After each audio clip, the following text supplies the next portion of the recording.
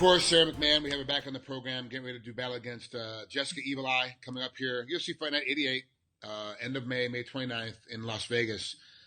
First, I want to ask you before we get into it, were you surprised that Miesha Tate beat Holly Holm when that fight went down?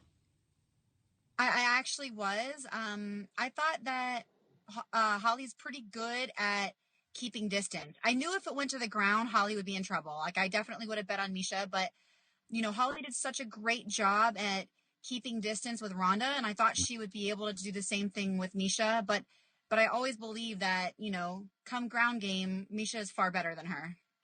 So you go back and look at your fight with Miesha Tate. Obviously made a few mistakes, stepped over the wrong time, got caught in a wizard, like simple stuff that just heat of the moment kind of things.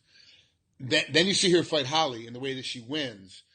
Did you go back and go, oh wow, like I can be the champ now? Or did you go, wow, it's gonna be now with Miesha's confidence, I'm gonna have to, like, it's gonna be another uphill battle? Like, what was your feeling right after that fight was over?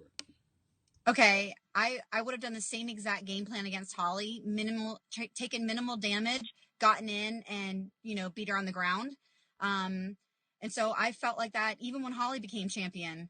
Okay. Actually, to be honest, I felt like that with every person that's champion. I'm like, I can be champion. Okay. So but it's just a different path to each one. With Ronda, I would fight differently. With Holly, I would take it to a different area. And basically that's the great thing about being a wrestler, is trying to force them to fight in the area they're worse in. Right. If you control the takedowns, you control where the fight goes. And even with Miesha, it was my initiation for the takedowns. You put us back in that fight and I don't initiate takedowns. She tried one takedown and I stuffed it easily. So, it was just an attempt of a shot, but you put her back on the feet. I was winning on the feet. That goes 3 rounds on the feet. I'm the winner. So then we got the big elephant in the room, Ronda Rousey. What's she going to do? When is she coming back? That whole bit. Obviously, that fight with her didn't go as planned either. You caught that weird inside knee, and it's a shocker. You can't defend against that. You can't train against that. Like, it's just one of those things that you kind of get caught with. So now she comes back. Will she be the same after losing to Holly the way that she did? I think that, sometimes in fighting, sometimes if you get, you feel more invincible, and then you realize that you're not invincible, and fighters can sometimes work through that and get back on top, and sometimes they can't. And you just never know, until you get back in there, what you're going to be. Are you going to come back in there, throw caution to the wind, and fight exactly the same, going, balls to the wall and careless, not completely careless, but fearless. Okay. Or are you going to be more cautious? Or are you going to be more diligent? And will that change the fighter that you are? We won't know until we see her. None of us can tell that. And even Ronda probably doesn't know that.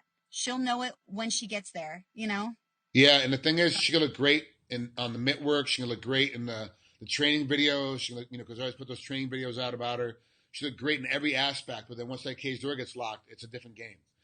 No, and that's the same for all of us. Your pad holder is what makes you look good or not on the mitts. Right. My coach is like, he can make, a beginner look like a champion on the mitts, so I don't really ever pay attention to that anyways. And the quality of your partners. Like, if I want to see somebody high level, it's not what they're doing on the mitts.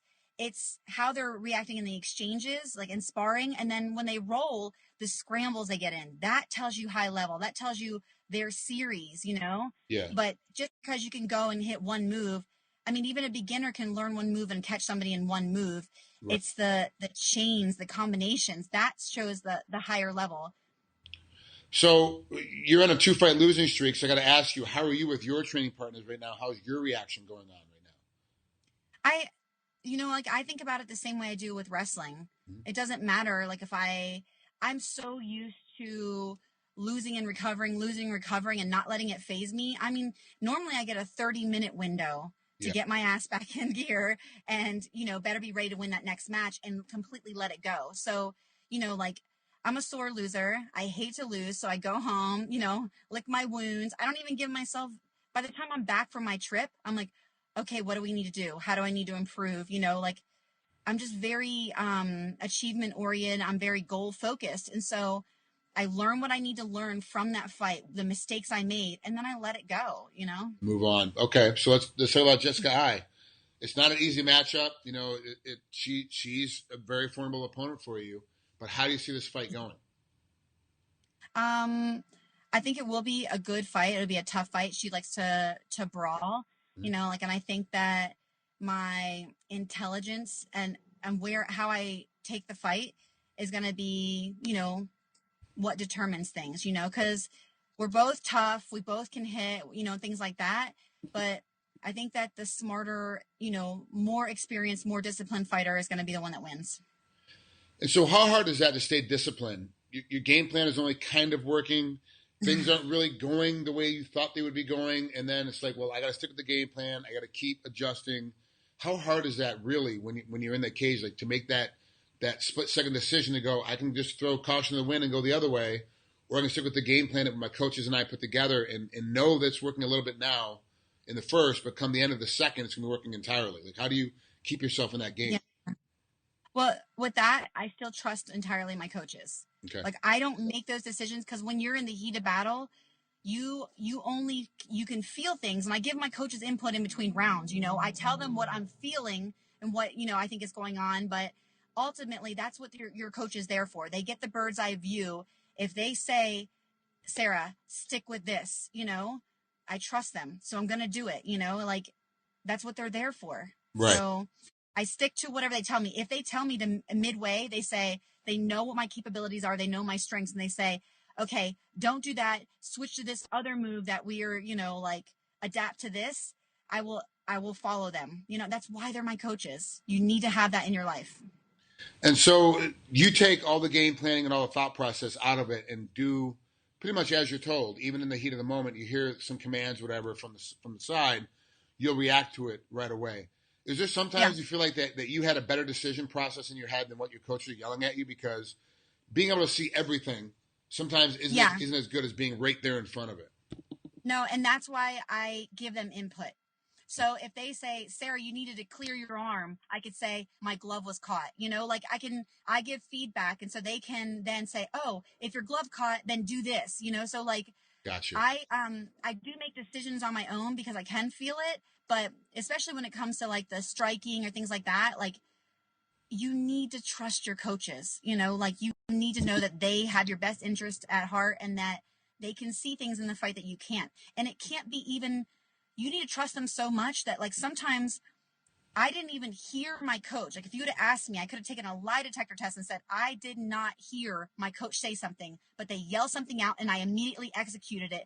That's how it should be. That's the best training, you know, because you're not even, like, you take it when the moment's there and you immediately listen to them. And that's where your trust really is reflected in your coaches, you know, where your body just responds to them. But it's also, you know, being time in. You got to have coaches that are there every time you're working out so that you hear the same commands over and over and over again. So the commands become reactory, not just having to analyze what he said or what she said and then go do it. Yeah. You know, it's like you don't have time for that. Yeah. That's got to happen in the practice room. And we have different things. Like, we have mock fights, you know, like, where we will, you know, even cut weight. We'll try out different, like, the best cutting weight methods, especially now that people can't IV anymore. You know, people are experimenting with the best ways to get down and rehydrate, you know, and maybe people aren't cutting as much water. Now they're, you know, doing it in a different way, adjusting their diet to that. But you don't want to do that in a live competition. You need to test it out. But then we test out techniques. And what I do is I have more than one person working in on me, which sucks horribly. Yeah.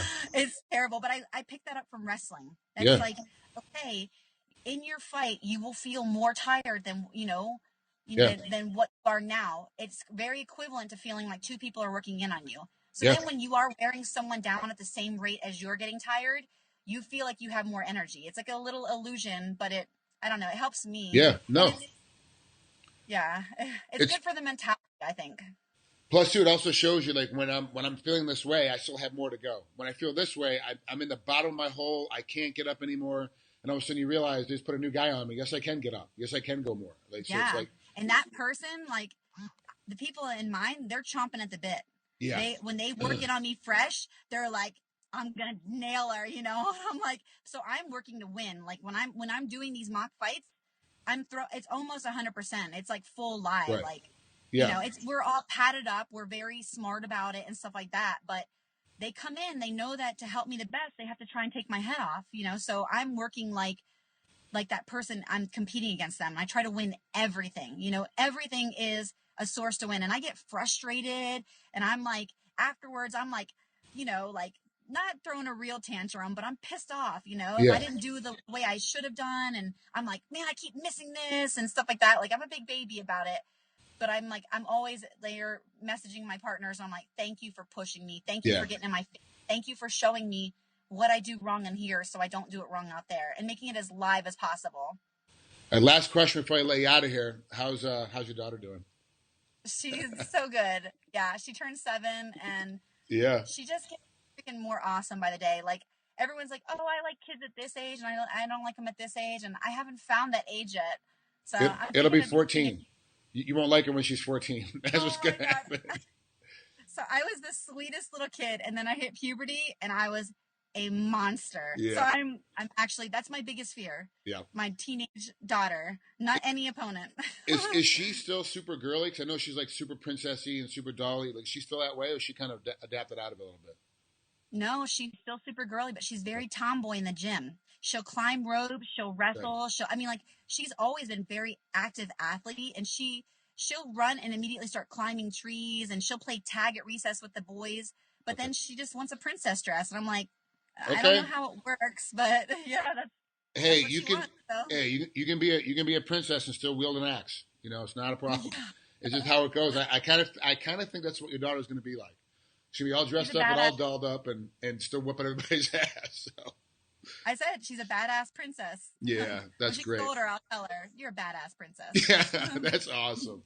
Well, Sarah, thanks so much for coming on here. I appreciate it. Have a great rest of your training camp. I can't wait to watch this fight, May 29th, UFC Fight Night. It's my memory. It's like the 4th or 5th fight on the card, right? I have no You don't know? idea, Yeah. because they switch me around a lot. You know, sometimes I'm like really early, and then they bump me to certain parts. So I mean, like, I don't pay attention until the actual card's there. Yeah, until you get there and you can see what the schedule is. Okay. Yeah. Thanks, Sarah, so much. Have a great rest of your camp. We'll talk soon. Thank you.